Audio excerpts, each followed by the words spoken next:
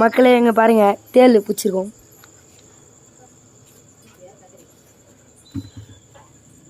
குச்சி எடுத்துனோட போயிட்டேன்.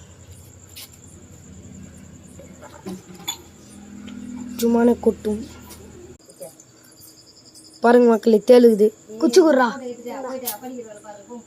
பாருங்க கொட்டுது. கொட்டு கொட்டு